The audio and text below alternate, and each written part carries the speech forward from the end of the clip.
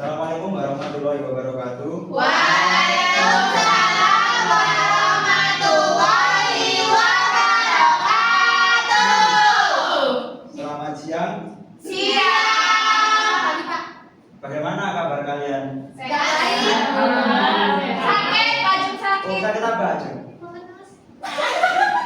Panas parah. Ini teman-teman kalian apakah ada yang tidak masuk? Ada. Siapa? Alek. Dani nggak masuk Pak. Oh, kenapa Alex? Alek meninggal. Alex, tinggal Alek Alex. saudaranya Nataru Pak. Oh, Natal. Iya. Terus siapa lagi? Asfa. Asfa kenapa? Disunat. Terus siapa lagi ada? Dani. Jadi kenapa? Sakit. Oh, iya. Ibunya sakit mata. Oke.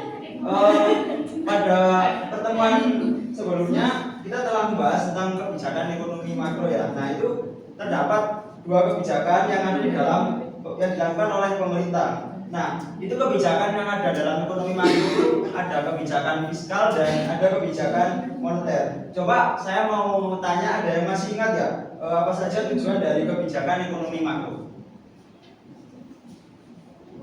Ada yang masih ingat? Ada Pak. Silakan. Ya, jadi tujuan dari kebijakan makro ini tuh untuk peningkatan kesempatan tenaga kerja, terus ada peningkatan kapasitas produksi nasional serta tingkat pendapatan nasional, Pak. Oke, bagus. Tepuk tangan dulu. Amazing. Oke, tentunya dengan adanya itu semua, maka suatu negara akan mendapatkan dampak yang positif ya. Nah, dampaknya itu dapat dikatakan pendapatan nasional yang akan kita pelajari pada hari ini, yaitu tentang pendapatan nasional. Nah, tujuan pembelajaran kita pada hari ini yaitu adalah yang pertama melalui penjelasan guru. Peserta didik dapat menjelaskan pengertian dan macam-macam komponen pendapatan nasional. Dan yang kedua, melalui diskusi kelompok, peserta didik dapat menganalisis permasalahan dalam pendapatan nasional dan solusi untuk mengatasinya. Nah, sekarang kita bahas tentang pengertian pendapatan nasional. Apa sih itu pendapatan nasional? Nah, pendapatan nasional itu dapat dijelaskan dengan keseluruhan jumlah pendapatan yang diperoleh oleh semua masyarakat atau pelaku ekonomi yang tinggal di suatu negara dalam kurun waktu tertentu. Nah, tentunya Alfred Marshall, seorang ekonom, menjabarkan bahwa pendapatan nasional sebagai tenaga kerja dan modal yang digunakan untuk suatu negara dalam mengolah sumber daya alam guna menghasilkan produk baik yang berwujud atau yang tidak berwujud. Lalu setelah itu ada manfaat. Kenapa sih kita perlu mempelajari pendapatan nasional? Yang pertama itu ada memahami struktur perekonomian suatu negara. Nah, dengan itu kita bisa mengetahui apakah suatu negara itu masuk ke kategori negara gratis atau negara industri atau negara yang lainnya. Nah, yang kedua itu ada untuk mengetahui kemajuan ekonomi. Nah, untuk mengetahui kemajuan ekonomi suatu negara ini atau perkembangan perekonomian dari tahun ke tahun, sehingga untuk mengalami kemajuan atau kemunduran atau tetap di suatu tahap perekonomian. Lalu yang ketiga ada mengetahui tingkat kemakmuran masyarakat. Nah, tingkat kemakmuran masyarakat ini dapat dihitung dengan adanya pendapatan nasional setelah dibandingkan dengan jumlah penduduk atau nilai dari pendapatan per kapita. Lalu yang keempat manfaatnya adalah membandingkan perekonomian antar negara. Tentunya setiap negara itu pasti memiliki pendapatan nasionalnya masing-masing, sehingga dengan adanya pendapatan nasional itu mereka bisa dibandingkan mana negara yang lebih baik dan lebih maju dari negara yang lainnya. Lalu yang terakhir ada pedoman pemerintah dalam pengambilan keputusan. Nah, dalam pengambilan keputusan ini tentunya berkaitan dengan perencanaan kebijakan pembangunan ekonomi nasional untuk beberapa tahun ke depannya. Nah, setelah itu ada kita perlu pelajari apa saja dalam pendapatan nasional itu bagian-bagiannya atau konsep-konsepnya. Nah, yang pertama itu ada produk domestik bruto ya, atau PDB. Nah, PDB itu sendiri yaitu nilai barang dan jasa yang dihasilkan oleh seluruh masyarakat di suatu negara dalam kurun waktu 1 tahun, termasuk barang dan jasa yang dihasilkan oleh warga negara asing di dalam negeri. Selanjutnya ada produk nasional bruto atau PNB, itu kebalikan dari PDB ya. Tentunya nilai barang dan jasa yang dihasilkan oleh setiap warga negara dalam kurun waktu tertentu, termasuk nilai barang dan jasa warga negara yang berada di luar negeri, namun tidak termasuk nilai barang dan jasa yang dihasilkan oleh warga negara asing di dalam negara tersebut. Selanjutnya sampai sini dulu, itu apakah ada yang belum mengerti tentang konsep-konsep pendapatan nasional yang terutama PDB dan PNB ini? Saya Pak. Ya, Nes. Saya ingin bertanya, saya itu sebenarnya belum paham pakai maksud nilai barang dan jasa dari warga negara negeri dan warga asing gitu Pak. Oke, saya jelaskan ya. Jadi gini, di suatu negara itu kan pasti ada warga lokalnya dan ada warga dari negara asing. Nah, tentunya dari kedua warga itu kan pasti menghasilkan nilai barang dan jasa kan. Nah, nilai dan barang dan jasa itu pasti kan diukur oleh suatu negara untuk menjadi tingkat kemajuan dari negara tersebut. Nah, jika barang atau jasa yang dihasilkan oleh warga lokal itu ditambah dengan warga asing yang berada di negara tersebut, maka itu dikatakan sebagai PDB atau produk domestik bruto dari negara tersebut. Namun sebaliknya, jika yang dihitung itu nilai barang dan jasa yang dihasilkan oleh warga lokal dan warga lokal juga yang berada di luar negeri, itu termasuk dalam PNB atau produk nasional bruto. Apakah sudah dipahami? Dipahami Pak. Oke, rumus dari pendapatan nasional itu adalah metode pendekatan pendapatan. Nah, metode ini berdasarkan metode pengeluaran. Pendapatan nasional adalah penjumlahan seluruh pengeluaran yang dilakukan oleh seluruh pelaku ekonomi atau rumah tangga, perusahaan, pemerintah, masyarakat luar negeri di dalam suatu negara dalam kurun waktu tertentu. Biasanya 1 tahun. Hasil penghitungannya disebut produk nasional bruto atau gross national product atau GNP.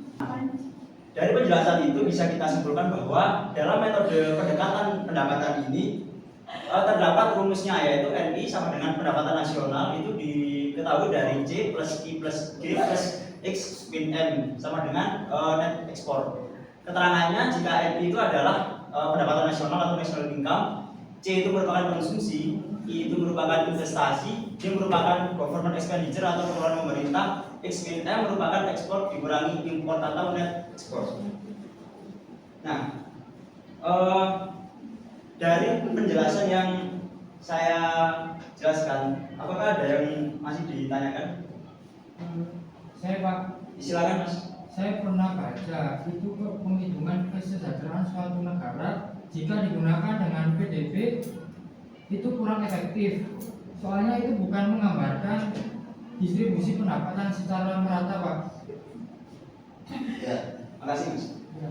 Kira-kira dari kalian semua ada yang bisa membantu Mas Davo untuk menjawab pertanyaannya? Saya Pak. Ya, silakan.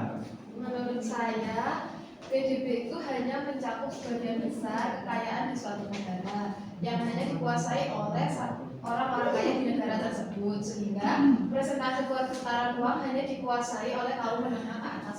Oke, tepuk tangan dulu Mbak Arini. Betul yang dikatakan oleh Mbak Arini tentang PDB itu tidak bisa mewakili suatu negara dalam mengukur tingkat kesejahteraannya. Perlu kalian ketahui bahwa PDB itu dihitung berdasarkan keseluruhan pendapatan yang dihasilkan oleh seluruh warga negara di Indonesia, baik yang kaya maupun yang miskin. Ketidakefektifan PDB sebagai pengukuran kesejahteraan suatu negara adalah bahwa PDB itu tidak memperhatikan bagaimana perputaran uang yang dihasilkan oleh si kaya dan si miskin, sehingga pasti di Indonesia ini kan ada yang namanya 9 naga atau sekarang ada 10 naga, itu pasti kan memiliki perputaran uang yang sangat besar di Indonesia ini. Pasti persentase perputaran uang yang mereka hasilkan itu lebih dari 50% atau lebih dari 75%, sehingga sisanya itu yang memutar uangnya hanya yang banyak memutar uang itu hanya 10 orang atau 9 orang tadi, sisanya hanya 25% sampai 50% itu yang memutar uangnya, cuman itu dikit yang memutar uangnya keseluruhan warga negara Indonesia. Jadi ketidakadilan itu pasti ada di Indonesia karena kurangnya keefektifan dalam PDB sebagai pengukuran pendapatan nasional atau kesejahteraan suatu negara. Nah, salah satu yang menentukan besarnya atau tidaknya PDB itu kan pasti adanya banyak jumlah atau banyaknya penduduk yang ada di suatu negara. Jika bisa kita lihat, biasanya kalau semakin banyak penduduk di suatu negara itu pasti PDB yang dihasilkan akan semakin besar. Sebaliknya, jika penduduk yang ada di suatu negara itu sedikit, pasti PDB yang dihasilkan oleh suatu negara itu sedikit. Nah, karena kalau misalkan kita logikakan dengan perputaran uang tadi, ketika kita memiliki perputaran uang itu 1.000, yang memutar uang itu hanya 10 orang, yang 90-nya itu hanya memutar sebagian sedikit dari 1.000 itu, maka itu tidak bisa digunakan sebagai pengukuran kesejahteraan masyarakat, karena itu merupakan sesuatu yang menjadi ketimpangan sosial yang ada di suatu negara tersebut. Nah, bagaimana? Setuju nggak, Mas, yang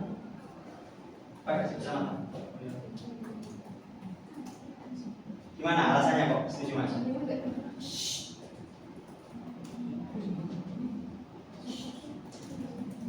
Diam teman-teman.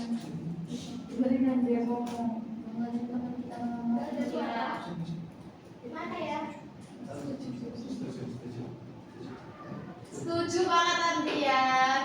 Andrian malu kan? Oke. Oh iya, saya Gimana, Mas? baru ingat Pak. Ya, kan? Jadi saya setuju karena jika kita lihat seperti yang dicontohkan Bapak tadi, kalau banyak masyarakat yang hanya meminta sedikit uang, maka akan timbul ketidakmerataan Pak, sehingga distribusi masyarakat juga akan mengalami ketimpangan. Oke, benar yang dikatakan oleh Mas Andrian tadi tentang PDB. Nah, kalau misalkan kita ingin mengukur kesejahteraan suatu negara dengan lebih efektif atau lebih kredibel, maka kita perlu menggunakan suatu indikator berupa tentang Gini rasio indeks atau indeks Gini rasio.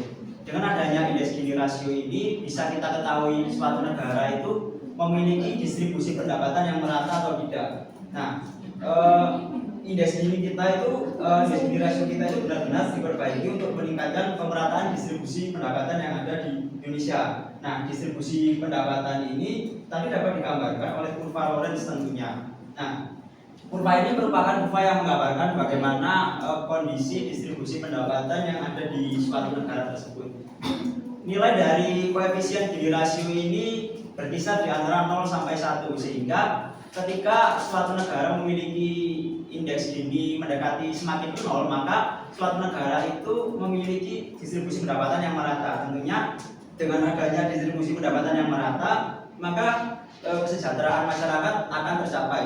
Namun terdapat juga negara yang memiliki nilai indeks Gini rasio yang mendekati 1, yang dapat diartikan bahwa nilai indeks Gini yang mendekati 1 itu merupakan nilai pendapatan, distribusi pendapatan di suatu negara itu memiliki ketidakmerataan, sehingga dengan adanya ketidakmerataan pendapatan itu suatu negara tidak bisa dikatakan sebagai negara yang sejahtera.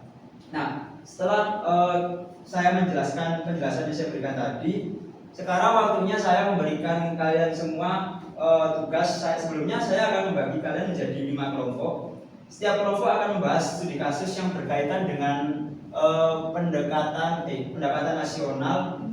Nah, yang nantinya akan setelah kalian diskusikan, saya beri waktu kalian 5 menit. Setelah kalian mendiskusikan tugas kalian, saya akan menyuruh salah satu dari kalian untuk maju ke depan untuk mempresentasikan hasil diskusi kalian, dan nantinya pasti ada tanya jawab dari teman-teman kalian. Nah, bisa dikerjakan, saya kirim lewat WA, nanti bisa kalian tulis di kertas ya. Ya Pak. Oke, bisa dikerjakan, saya kasih waktu 5 menit.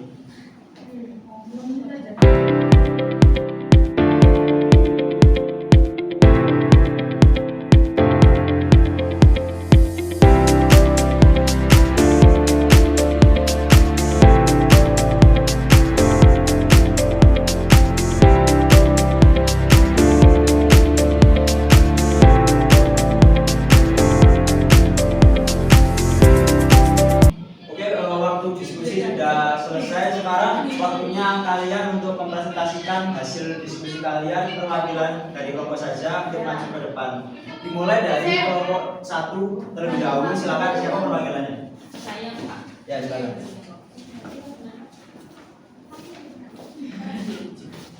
Silakan dibaca hasil diskusinya. Baik, perkenalkan saya Pak Bestari, saya dari kelompok 1 yang beranggotakan Alina Mansikana dan Ali Endian. Oh ya, maaf Pak, beranggotakan Alina Mansikana. Ranting ya Kak. Ya Pak. Itu Ranting Pak. masyarakat Ini salting. secara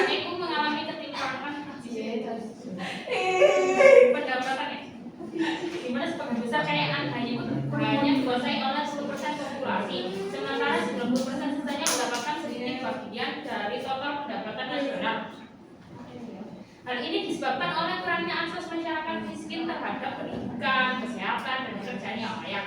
Ketimpangan ini tuh semakin berparah oleh kebijakan ekonomi yang cenderung menggunakan kelompok elit.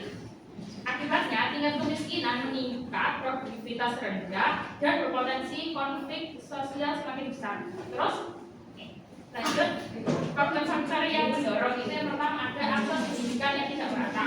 Masyarakat miskin memiliki keterbatasan akses ke pendidikan berkualitas sehingga mereka sulit mendapatkan pekerjaan dengan cara yang banyak. Terus selanjutnya ada kebijakan yang cenderung menguntungkan kelompok elit seperti pemotongan pajak, korporasi besar tanpa retribusi yang memadai. Terus selanjutnya ada solusi.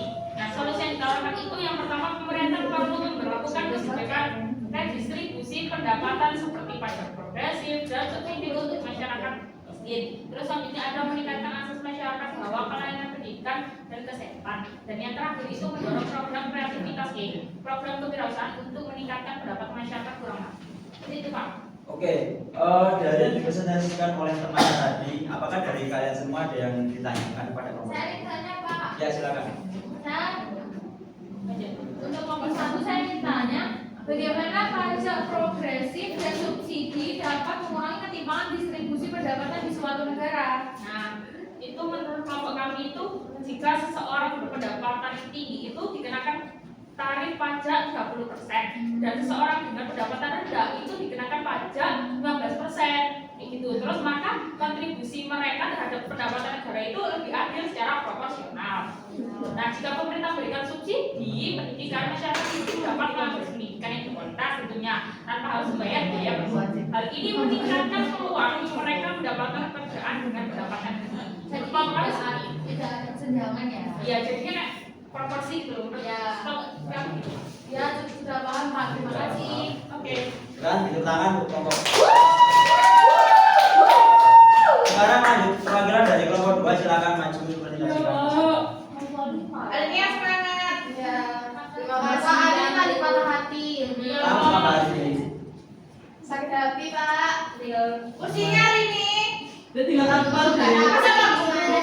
Maaf ya Pak. Oh ya, nggak apa-apa, ditentukan dulu ya. Ya. Udah aja Pak. Silakan presentasi Mbak. Perkenalkan, saya Alini dari kelompok 2. Nah, kasus yang kami ambil itu pertumbuhan PDB yang lambat akibat ketergantungan pada ekspor komoditas. Hasil diskusi kami yaitu misalnya negaranya sangat bergantung pada ekspor bahan mentah seperti minyak dan gas.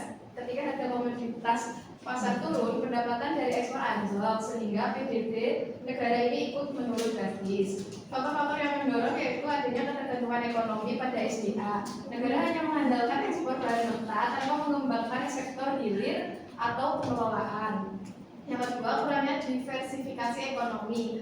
Tidak adanya investasi yang cukup untuk mengembangkan sektor manufaktur, jasa atau teknologi. Nah, solusinya adanya diversifikasi ekonomi, yaitu mengembangkan sektor manufaktur dan jasa untuk mengurangi ketergantungan pada ekspor bahan mentah. Yang kedua, meningkatkan nilai tambah produk ekspor melalui industrialisasi. Dan yang ketiga yaitu mendorong inovasi dan teknologi untuk menciptakan produk baru. Sekian dari saya.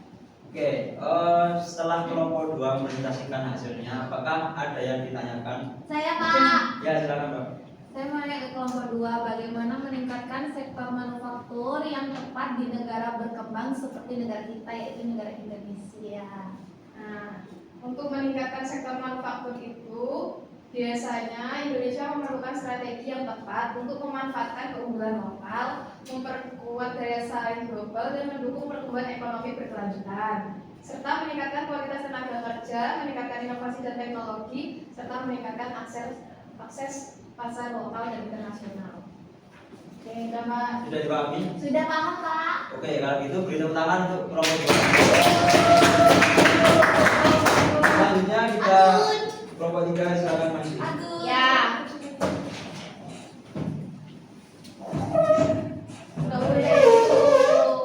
Kelompok 3, kasus 3. Bundanya.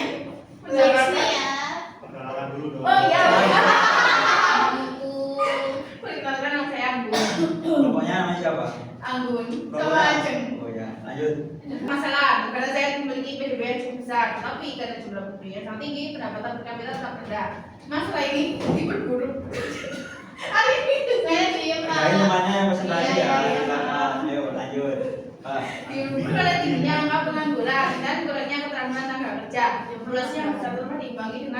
pertumbuhan lapangan kerja menyebabkan rendahnya tingkat kesejahteraan masyarakat. Benar ya Beli?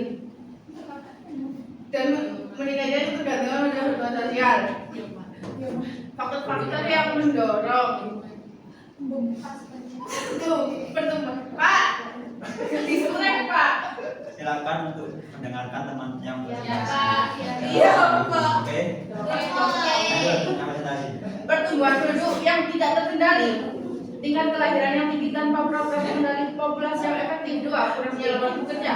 Investasi dalam sektor produktif tidak jalan dengan pertumbuhan jumlah penduduk sehingga pengangguran meningkat. Solusinya yang pertama adalah melaksanakan kebijakan pengendalian populasi seperti program keluarga berencana atau KB.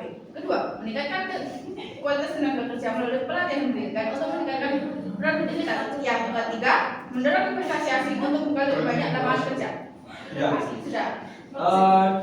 Kelompok 3 telah mempresentasikan hasilnya. Apakah ada yang ditanyakan dari teman-teman lainnya? Ya silakan. Saya izin bertanya, bagaimana investasi asing dapat menekan rendahnya pendapatan per kapita akibat tingginya populasi? Jadi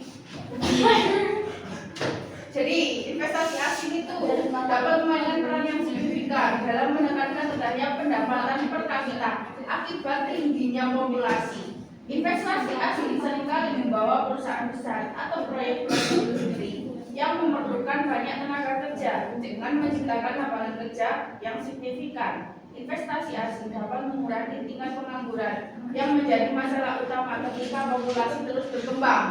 Terima kasih. Bagaimana dari yang penanya, apakah sudah terjawab? Sudah. Penanya. Sudah, apakah Sudah, terjawab? sudah. Oke, silakan kembali tepuk tangan untuk kelompok 3.